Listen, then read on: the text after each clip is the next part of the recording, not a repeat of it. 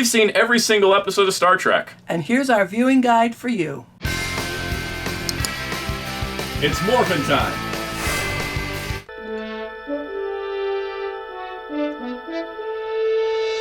Hello, this is Soundout here. And his mom. Today we're going to be doing a Star Trek viewing guide. There will be multiple sections to this, and I want to break it down to make it a nice, easy way to experience the 57-year history of the Star Trek franchise.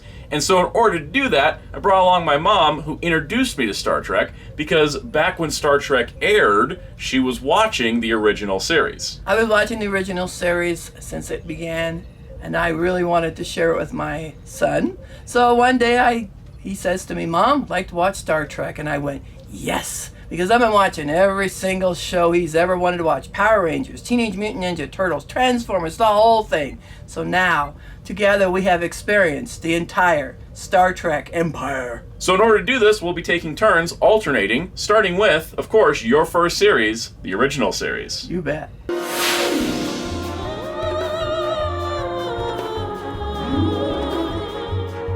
Well, now I'm here to introduce the original series. This is my favorite series because I saw it when I was a little girl. And I enjoyed it so much, and I wanted to pass it on to my son when he got old enough to enjoy it. And so we're going to talk about Star Trek, the original series.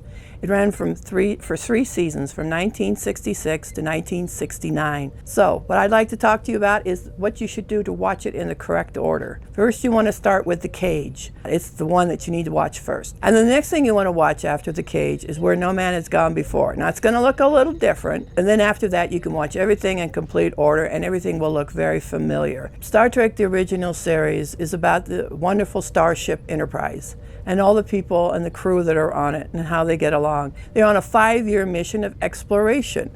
They don't want to go out and fight wars and kill people. That's not what they do. They go and explore.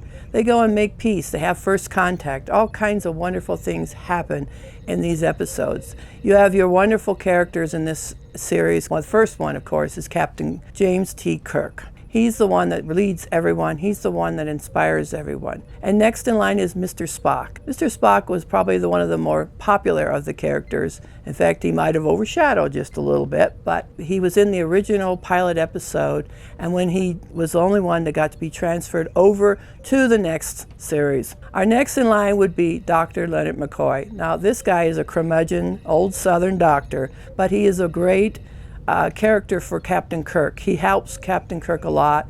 He's sort of the sounding board, and he also tells him what he really thinks. And also sometimes it's kind of funny to watch him and Mr. Spock. Our next character is Lieutenant Uhura. She's the communications officer. Never knew that she had a first name until recently, which is Nyota. Our next character would be Lieutenant Sulu. He was the one that piloted the ship. He's the one that did all the really cool stuff. And then we had, in the second season, Ensign Pavel Chekhov. He was the navigator, and he came in as a result of wanting to have a younger actor. But anyway, he was really wonderful. He had a very thick Russian accent, and he wore a Beatle wig, because in those days, the Beatles were very popular. And of course, how could we forget Chief Engineer Montgomery Scott? Scotty. With his thick Scottish accent. Well, he's always talking like that, but anyway, I can't do one like him, but he was wonderful.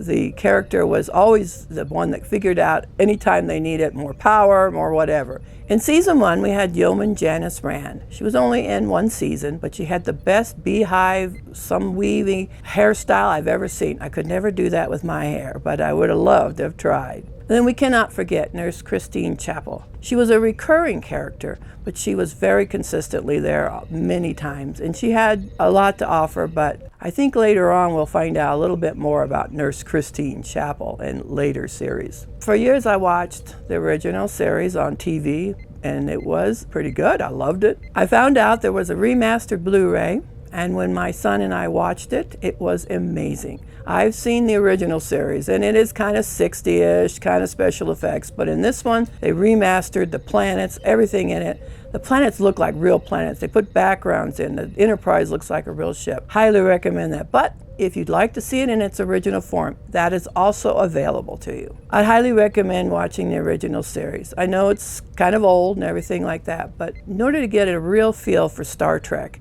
and what it's all about, the original series gets you started. And I really highly recommend that you watch Star Trek, the original series.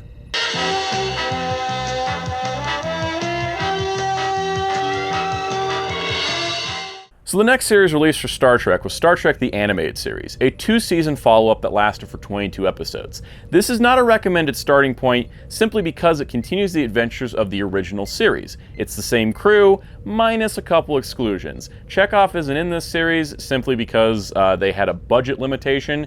In fact, the show was almost not even going to happen with the original cast until Leonard Nimoy refused to do it unless they brought the other cast on. They were only going to keep William Shatner as Captain Kirk, Leonard Nimoy as Mr. Spock, and DeForest Kelley as Dr. McCoy.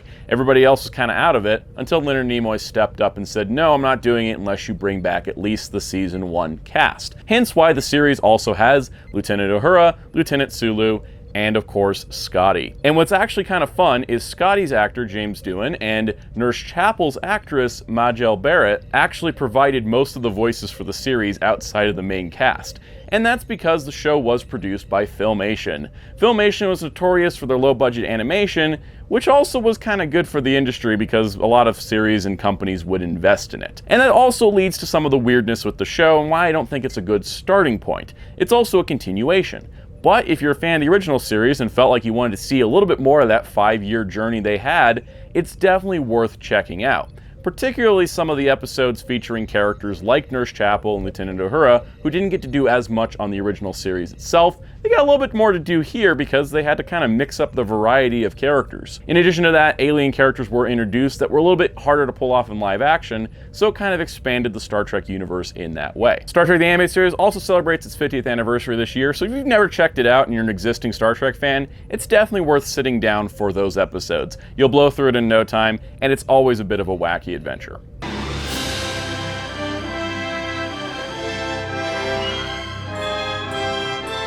To continue the original series more properly, there was a series of movies from 1979 to 1994, which was the 6 Star Trek theatrical films. The first one, Star Trek the Motion Picture, was sort of a messy production. It went over budget, it got delayed, then they had to rush the date, and so the original theatrical version of the film is incomplete. If you're going to be watching Star Trek the Motion Picture, I highly recommend checking out the director's edition, which has now been remastered into 4K and is spectacular. It's the way the movie was intended to be seen and provides a clearer version of the story. Going from there, probably the most famous movie sequel of all time, Star Trek II: The Wrath of Khan, is probably the best known Star Trek movie. If you haven't ever seen it, you probably have seen some memes based on it. And this follows up from the original series episode The Space Seed, which featured the character of Khan Noonien Singh, who returns to this movie as its main villain. There's some really cool connections here and some really cool tie-ins to the Star Trek universe, and it really is just a spectacular sequel. While Motion Picture didn't go over well with audiences, Wrath of Khan definitely did, and on a plus side, it cost less, which means we had a whole series of Star Trek movies that would continue. Now, while you could just skip the motion picture, I do highly recommend checking it out at least once.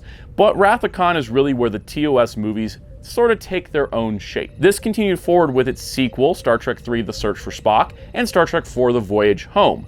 This completing a sort of sub-trilogy within the movies known as the Genesis Trilogy. And why is it called the Genesis Trilogy? You'll have to watch the movies to find out. In fact, these 3 movies together make a really solid trilogy of films. It's just a little awkward that they're movies 2, 3, and 4. Then, because of the success of those films, Star Trek V: The Final Frontier sees the crew going to the craziest frontier, meeting God. That's all I'm going to tell you now. You'll just have to see it for yourself.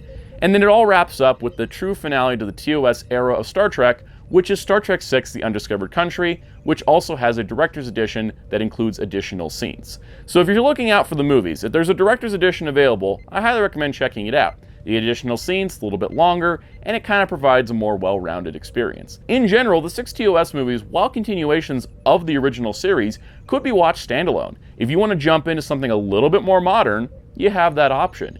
And because of things like Wrath of Khan and other characters that appear throughout the films, you might be a little tempted to go check out the original series to kind of fill in the details.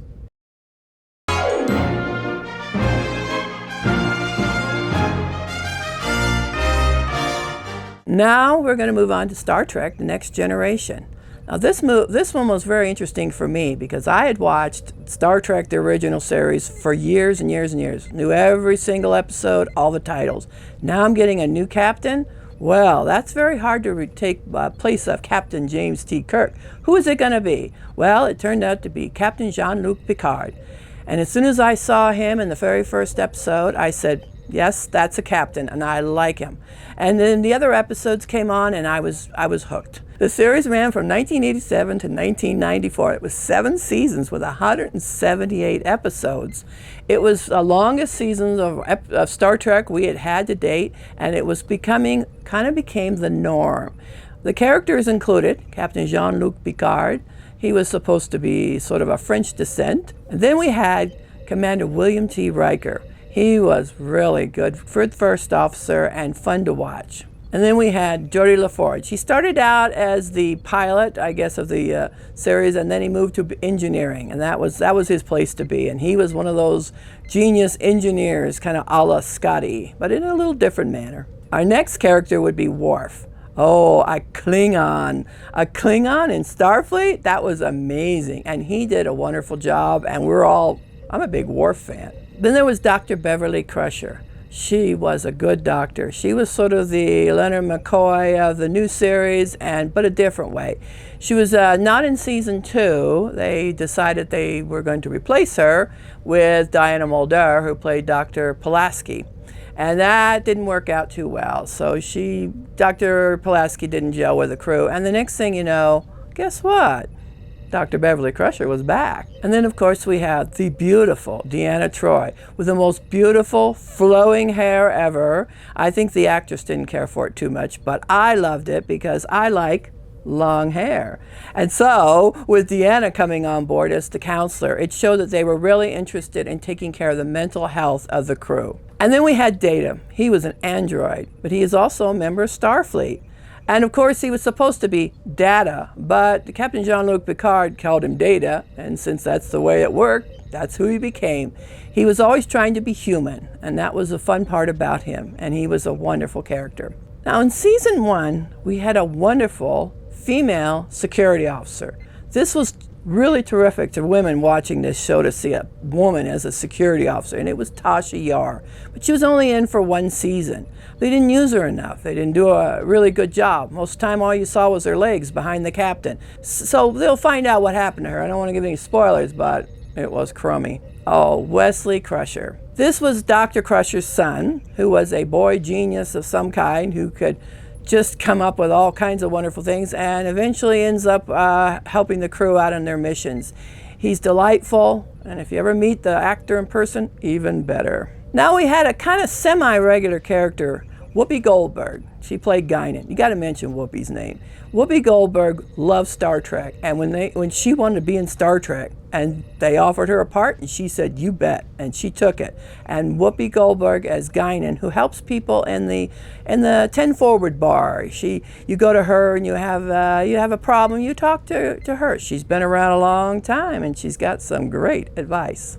Well, after 7 wonderful seasons, it was time for it to end. And it ended with an episode called All Good Things. And it was a great ending. One of the best finales I've ever seen. And it really, really brought us together. And we all were sad. And then they said, there's going to be a movie.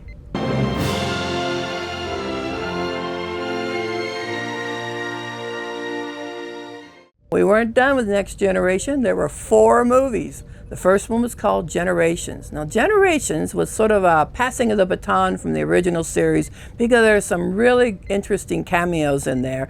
And if you like the original series and you like Next Generation, put them together, and what do you got? Generations. Next up came First Contact. Wow. Now, this is the movie I think was my favorite. First Contact talks about First Contact Day when the Vulcans came to Earth. We probably all heard this story a little bit. I won't give any spoilers.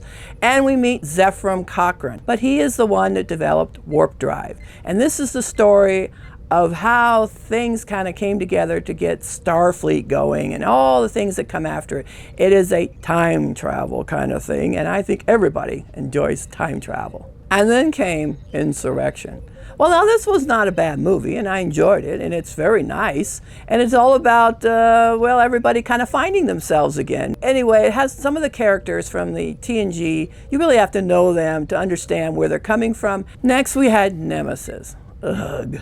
Well, Nemesis is just not a good finale for the Next Generation people. All Good Things was a better finale, and I really, really, really felt bad for him. Things happen in this. The ending is not good, not cut together too great, and it's all kind of weird. So that's what ended Star Trek Next Generation Movies. This one did not do well, but you know what? That's how it goes. Okay, now here's the information you need. If you're watching these movies in order, you got to know where to place them so that you can go in conjunction with DS9. So here we go. Generations was between DS9 seasons 2 and 3. So I want to watch First Contact between DS9 seasons 5, episodes 9 and 10, because, and here's the kicker, they changed the uniforms. Okay, now Insurrection. DS9, Season 7, Episodes 10 and 11. That's because Worf is in both, and you gotta explain that. Nemesis, watch it after Voyager is over. That will wrap up TNG all the way up through Voyager, and everything will come together. It's a pretty interesting way to do it, but it really works, and I enjoy doing that.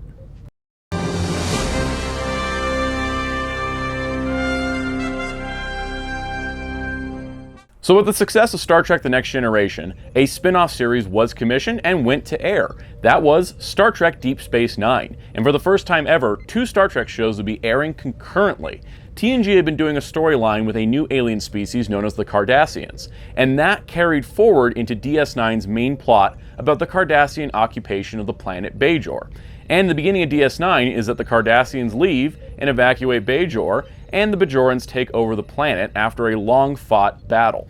In fact, the station itself, Deep Space Nine, is commissioned to be taken over partially by Starfleet and partially by the Bajoran militia, taking over a Cardassian space station. And that is where DS9 differs from other Star Trek shows. While other shows will have a ship that goes on a mission for several years, they'll travel to different planets frequently, DS9 is centrally located on an immovable space station.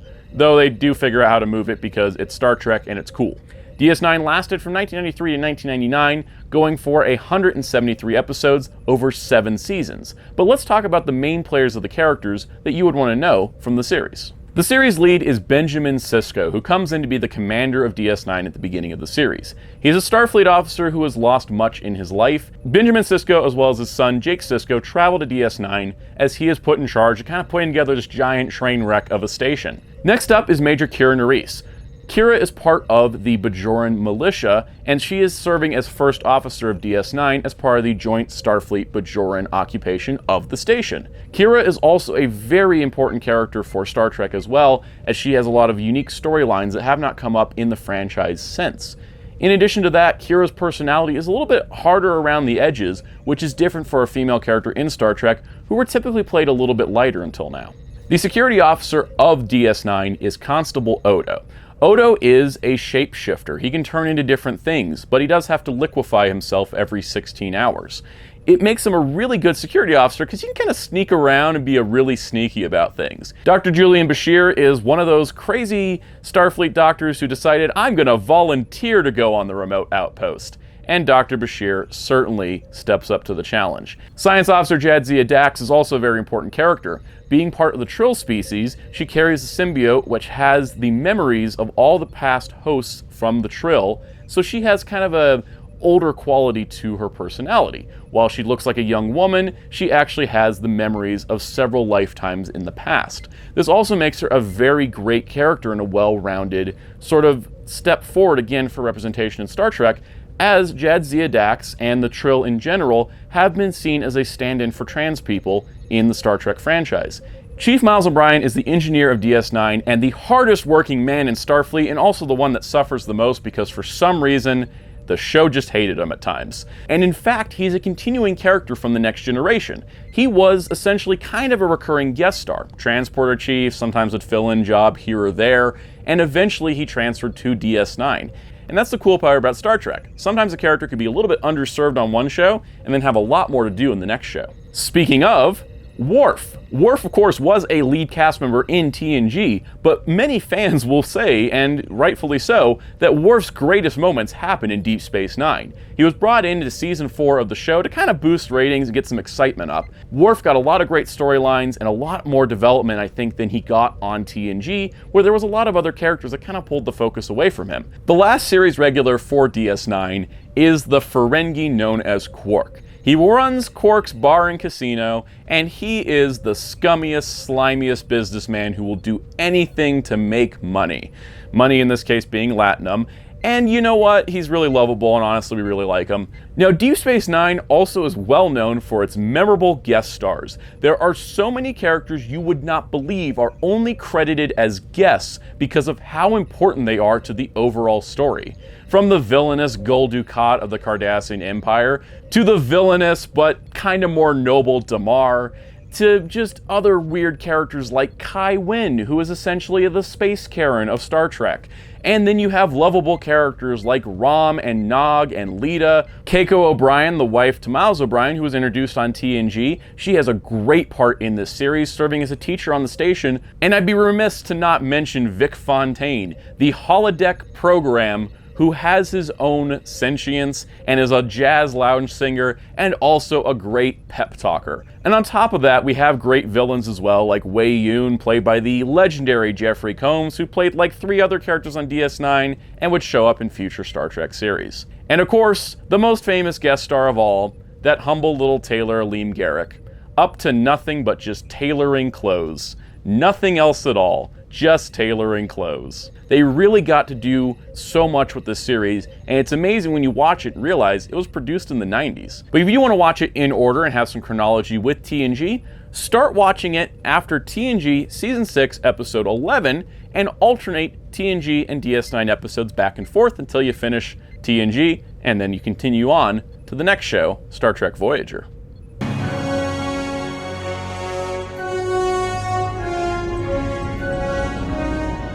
Now we get to Star Trek Voyager. I was very excited about this one because they said the captain was going to be a woman. And of course, being a woman myself, I'm like, yes, finally. Kind of messes up with the original series, thinking you don't ever have a female captain, but that's just a little something we're going to ignore. The series ran from 1995 to 2001, had a 7-season run. Yes, those 7 seasons. 172 episodes. I loved it. Voyager, helmed by Captain Kathryn Janeway, was a much smaller ship than the Enterprise, but pretty big, and it had a really interesting beginning. It got lost. They were stranded in the Delta Quadrant, and they wanted to get back to the Alpha Quadrant, but they were years and years away from it. And there's an accident that happens in the very first episode that'll explain all of that. We also have some characters that come on board that are not Starfleet, and they are the Maquis. Now, Maquis became characters from DS9, and you kind of know a little bit about them there. They were sort of a group that was revolting against the Cardassians, and that's all I want to say about that. But what happens is, because of the accident that throws them into the Delta Quadrant, they have to fill in everybody with all of these Maquis people. And that's where it gets very interesting. Now, first of all, I want to talk about Captain Kathryn Janeway. When we first saw her, I said, oh my goodness, this is the captain I've been waiting for. Now, I love Captain Kirk, I love Captain Picard, I love the other captains, but Kathryn Janeway is one of those female captains that were just wonderful to watch, and I was ready for her, and she never made me feel anything, but I would follow her anyway. So when you see her, she's very good at keeping order, and she makes sure all the commands are kept. Then there was Lieutenant Commander Chakotay. Chakotay is a very honest person. I found his integrity was high. He supported Kathryn Janeway in everything she did, but he would question it once in a while. And then when she didn't like, she'd say, no, I'm going to do it this way. But he was always loyal to her. Then you had a Vulcan. Now you should always have a Vulcan. Vulcans are just wonderful characters. They're very straight, and they tell you how it is. Lieutenant Tuvok. Lieutenant Tuvok was a very interesting character. I enjoyed the performance, and also I enjoyed having a Vulcan again because we missed them. A complete opposite, Lieutenant Tom Paris. Lieutenant Tom Paris is the helmsman. He's the one that runs everything on the bridge, and he flies them around, and he's an expert at that. And then we have a Klingon character named Lieutenant B'Elanna Torres. Oh, she is tough, but she's also brilliant in engineering, and she becomes their engineer. Ensign Harry Kim is our next character. Ensign Harry Kim never gets promoted. Everybody else seems to get promoted, but not Ensign Harry Kim. But Harry Kim was a very gentle and very kind person, and always trying to do, nice things for people. I enjoyed him. The doctor, the emergency medical hologram. How can I help you? Well, what is the emergency? You just go into the medical bay and it would automatically turn on. Well, this is in case something happened to the doctor of the ship. You would have an emergency medical hologram, and something does. So guess what? The doctor. We have Neelix. Neelix comes from, he's a Talaxium. More about him, and he's interesting. But he also becomes their cook. He likes to cook, so he ends up joining the crew, becoming a cook. And then we have this young woman named Kess. She's an Akampa, and you'll find out about her. She was only in seasons 1 to 3. You'll find out why. And then we have the reason why, 7 of 9. 7 of 9 comes in. She is a Borg whom they have rescued, but she's also develops her own personality. She learns how to cope with humans again after having been a part of the Borg. Now, if you're watching this, all these Star Treks in order, this is where you got to go.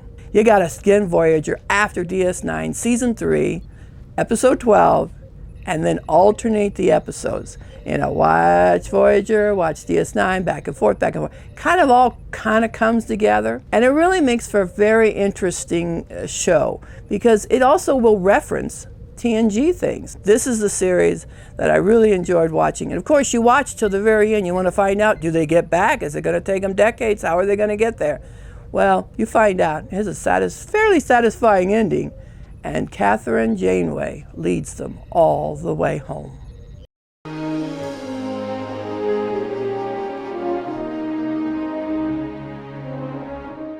Following Star Trek Voyager, the decision was made to not continue forward in the Star Trek timeline, but to go backwards. So airing from 2001 to 2005 for 4 seasons, 96 episodes, Star Trek Enterprise, telling the story of the first Enterprise, the NX-01.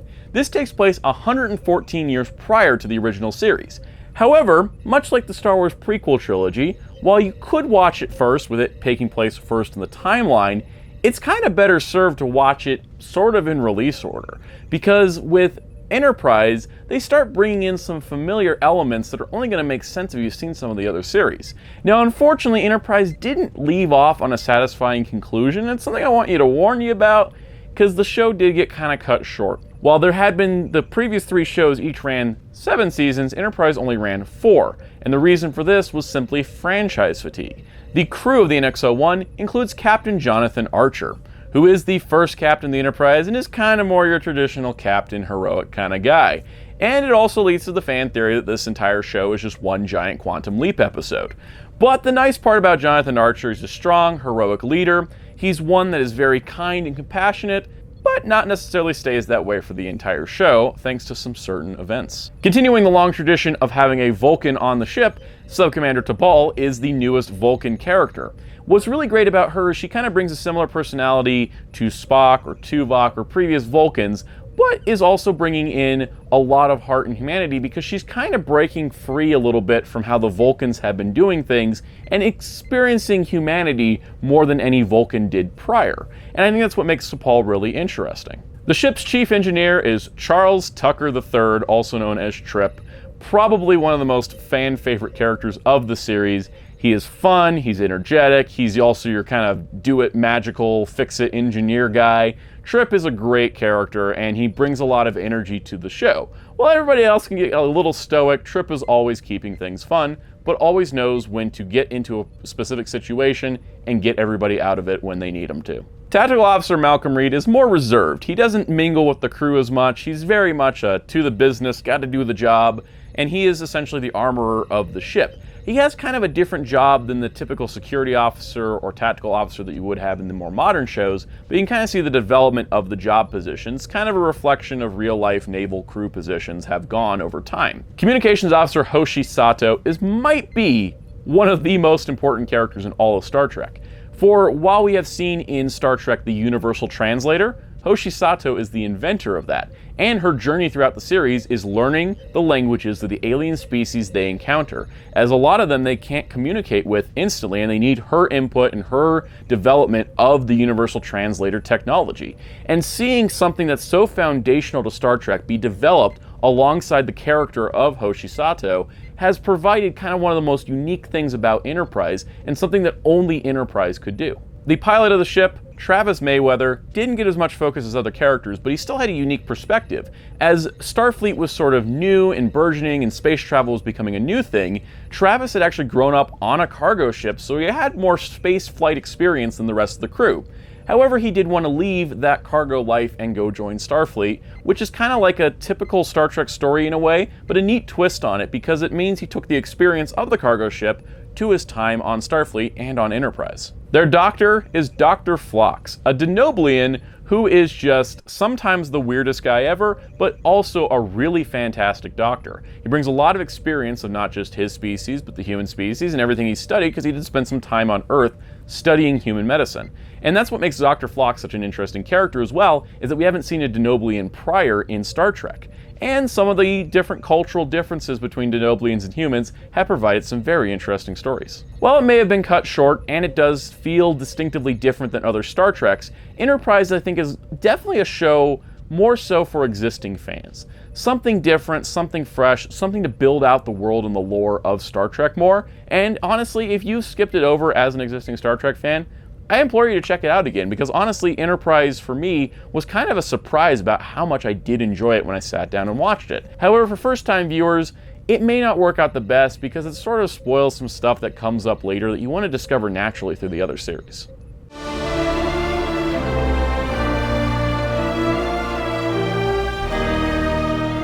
Okay, next we got to talk about something different. This is the Star Trek called the Kelvin timeline. You're going to find out what Kelvin means when you watch the first movie. There were 3 movies from 2009 to 2016. It's kind of a reboot of TOS, that it's a kind of separate timeline. So it's a little different. Some of you probably saw this. You might have gone to the theater and seen it and go, wow, this is different. Prime timeline evidence allow for this timeline to exist and connections are made. Now it starts with Star Trek, and that's to introduce these characters. Now they are the characters of Captain Kirk and Mr. Spock and all Sulu and all the others. They're just played by different actors. It's okay, it really works. And in this timeline, it's going to be really fun to watch, and I recommend it. Okay, now we go to Star Trek Into Darkness. Good movie. I had a lot of fun watching it. Kind of neat. But there was they brought back a character from some original series stuff. And when you watch it, I think you'll know what I mean. It's not quite working, but still I enjoyed this movie. Star Trek Beyond. Everybody's kind of bored. They're just going through their routine thing day after day, and people are trying to, not to kind of get excitement going. And then the excitement happens. They get attacked, and things go really bad for them. In fact, they go bad for the ship, they go bad for the whole crew, and it's a kind of an exciting thing, but it's kind of crazy how everything kind of goes bad. And of course, Captain Kirk has to save the day with his crew again. Star Trek Beyond was the finale to this trilogy for the Kelvin timeline. We don't know if there's going to be any more to this timeline. But, as we know, Star Trek was not done.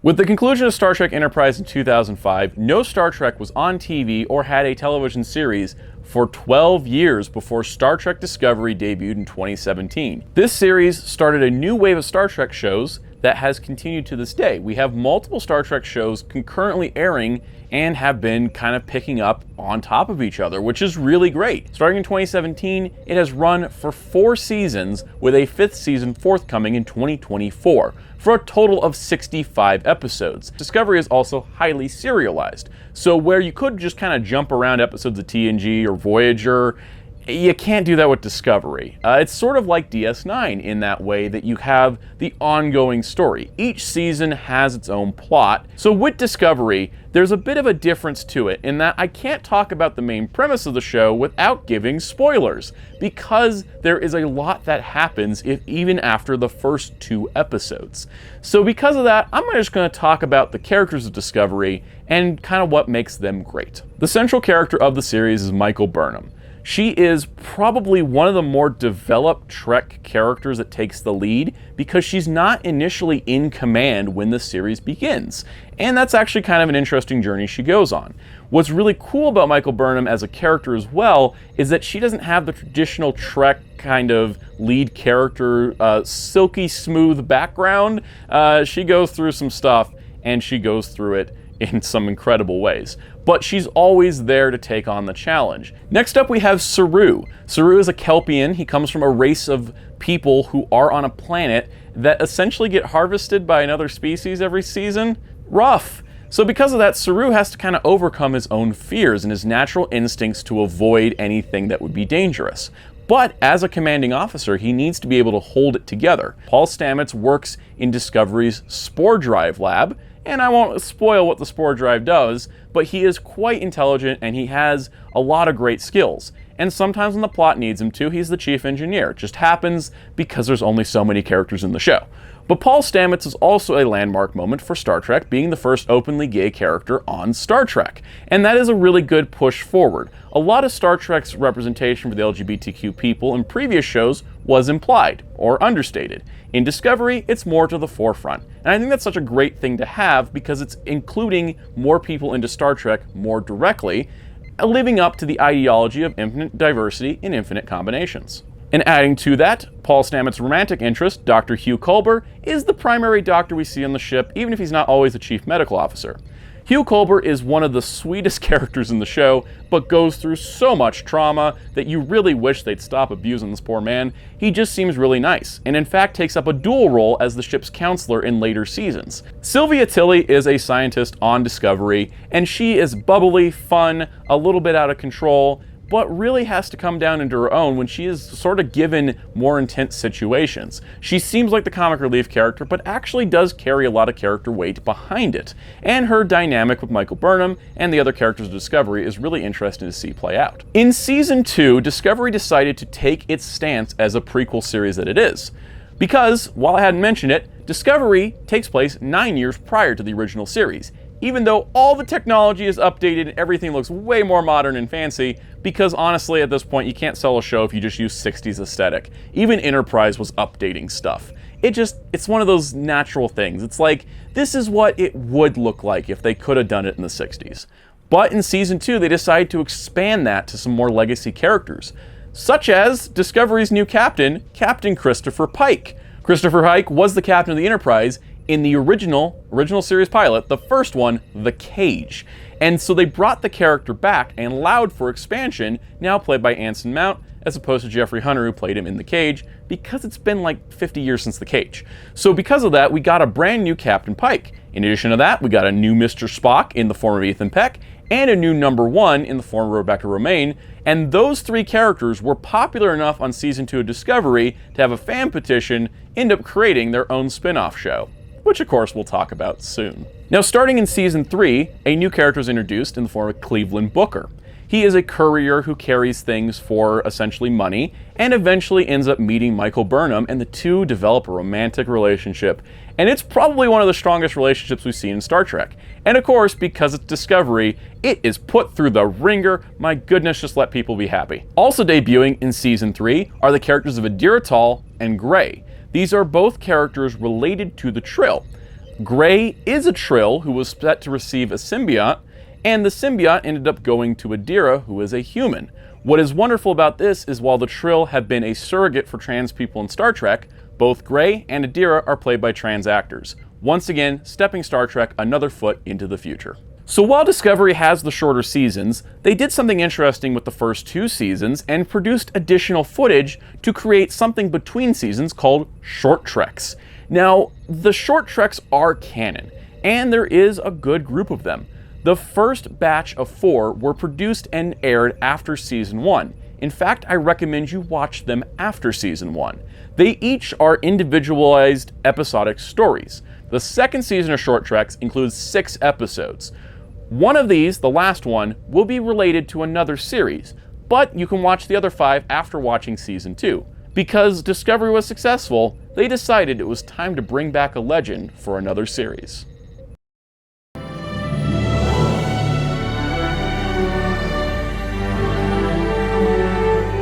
Okay, now we're at something I was really excited about. Star Trek Picard. This ran from 2020 to 2023. 3 seasons, 30 episodes. Of course, we're talking about streaming, so we're talking 30 episodes.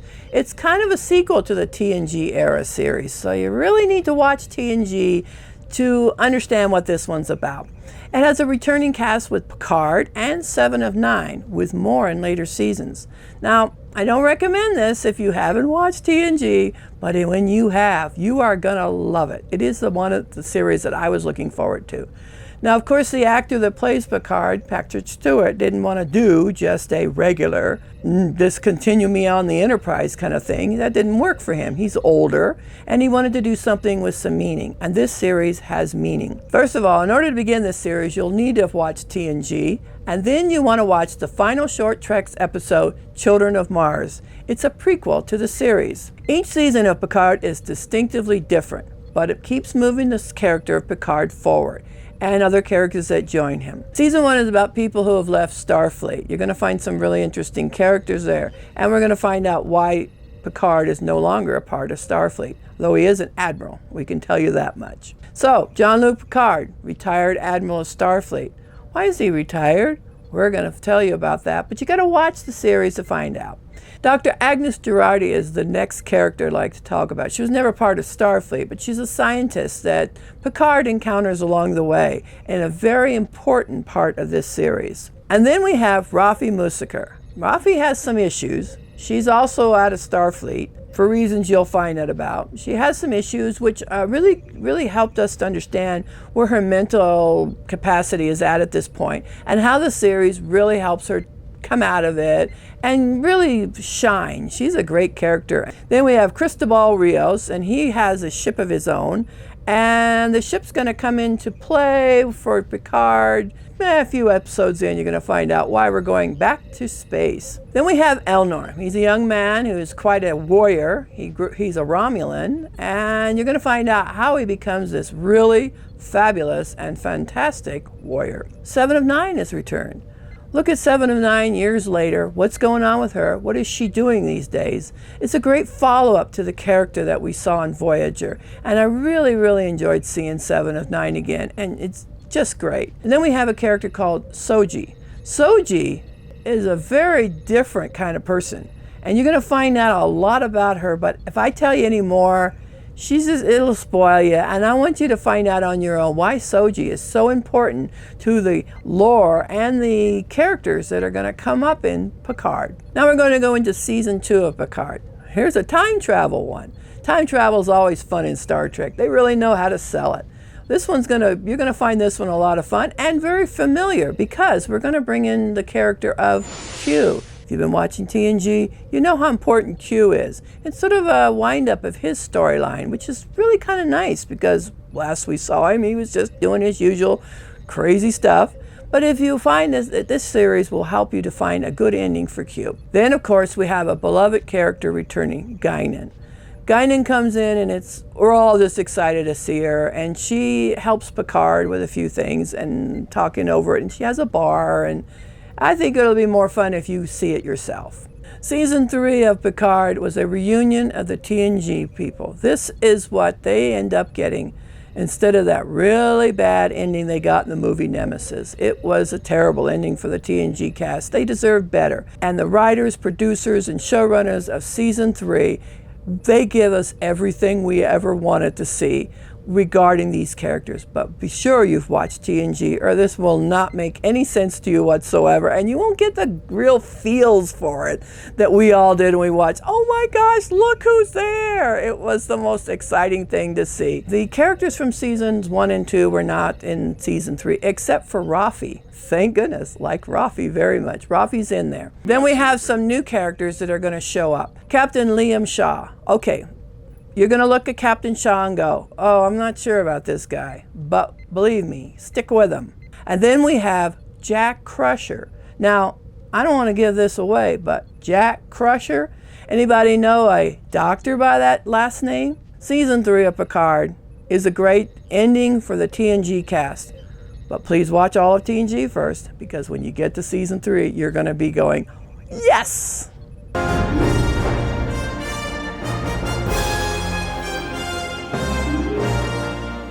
Next up, we have a currently running show, Star Trek Lower Decks. It's currently airing its 4th season now, and it's planned to have a 5th season as well. Each season runs about 10 episodes, and Lower Decks is a funny one. And I mean legitimately funny because it's a comedy series.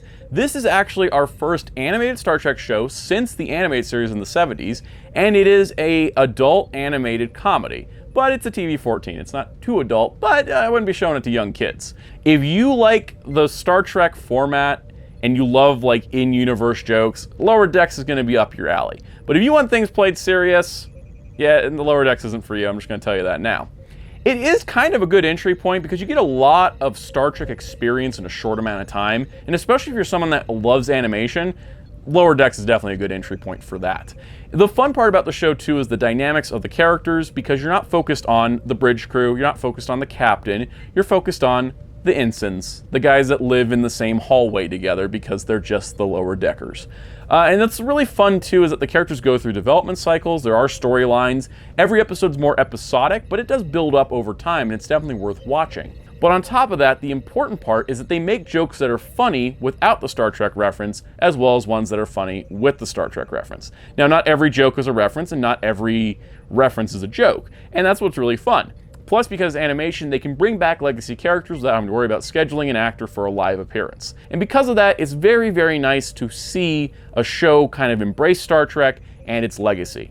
Plus, it takes place shortly after Nemesis, so it's kind of back to that old TNG era we sort of missed. The main characters Lower Decks include Ensign Beckett Mariner. She is a rule breaker. She is her own woman. She will go out there and do whatever she wants and probably face consequences later. She's very used to being in the brig. Ensign Brad Boimler is, well, he's your straight-laced Starfleet guy. He's the rule follower. He wants to do good. He wants to move up in his job. He's a giant nerd. He has a Tom Paris plate that looks exactly like that. But Boimler is essentially like the uber Star Trek nerd that just happens to be in Star Trek. Devana Tendi is an Orion, and she is one of the fun, bright, bubbly characters. It's really cool to see a character that's an Orion portrayed as a Starfleet officer, because typically Orions are portrayed as pirates, and that's about it. But Tendi takes offense to that. And I think that's such a great thing, because you have a character in an alien species that's sort of stereotypically just kind of like the, oh yeah, they're the pirate ones. But she's like, no, I'm a scientist. And then there's Sam Rutherford, who has an implant that kind of goes on the fritz, but is a brilliant engineer and is trying to make his way up Starfleet, and he loves climbing through Jeffrey tubes. Now, while we don't focus on the bridge crew, there is memorable characters on that bridge. Captain Carol Freeman, Commander Jack Ransom, Lieutenant Shax, and Dr. Ta'ana come up in many storylines. Lower Decks is what you put on when you want to have a good time and start laughing at stuff, because you know what? Sometimes it's fun to laugh at the tropes of the thing you love, because you love it that much to do so.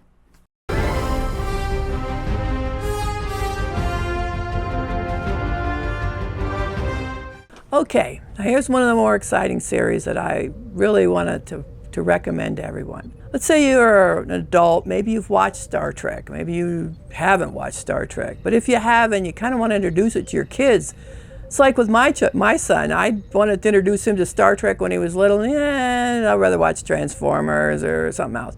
But this series is called Prodigy. Prodigy is a great introduction for kids, and that's what it's really advertised for in a way. But I also found, to my surprise, that it was a great series for adults to watch as well. So currently it's been running from 2021 to 2024. There's 2 seasons, but only one of them is aired. And the second season, we're not sure where it's going to air at because it was taken off where it was supposed to air and being shopped around. But I still recommend you watch the first season. And I think the second season will come out. The first half of Prodigy is already out on Blu-ray, and the second part of season 1 Blu-ray will be out soon. Prodigy opens up on a planet, and the characters that are going to be involved in this series are kids. They're just young kids. And they end up getting a ship. And we're going to find out how that ship, they get the ship. You've got to watch the series to find out. But the characters are wonderful characters, and they're well played out. The first character is Dal. He's of an unknown species. That's about all I can tell you. The next character is Gwen. I like Gwen a lot. Gwen is a very interesting character, and she has a lot of development coming her way. Then we have Jenkum Pog. Jenkum Pog is an engineer. He can fix anything. And then we have Rock Talk. Rock Talk is a big rock character with a very sweet voice. Anyway, then we have another character that all the kids would want to hug, Murph. I mean, put out a plush and we're all going to be hugging Murph. Sorry, not to forget Zero, the Medusan, based on the original series Alien. So then we have one of the most important characters to me in the series, and something familiar to all of us. First, we have a hologram Janeway. When these kids get together, they find a ship on this planet. The ship turns out to be a Federation ship. They take this ship and they go off. But how can they fly a ship without some help? Enter hologram Janeway. Kind of like the emergency medical doctor we got in the Voyager. This is what she is. And then later in the series, we're going to meet the real Captain Catherine Janeway. This is well after Voyager, and there's some mysteries surrounding some of the characters from Voyager, and we're going to find out about that as well. I'm looking forward to the second season. I hope they find a home for it to be aired, because it is a wonderful series, and it's a great introduction for your kids, and if you're a longtime fan, a great one to watch for you as well. The animation is excellent, and everything about it is well done. And I hope that you go out with your kids and go out into space with them and have a whole new adventure.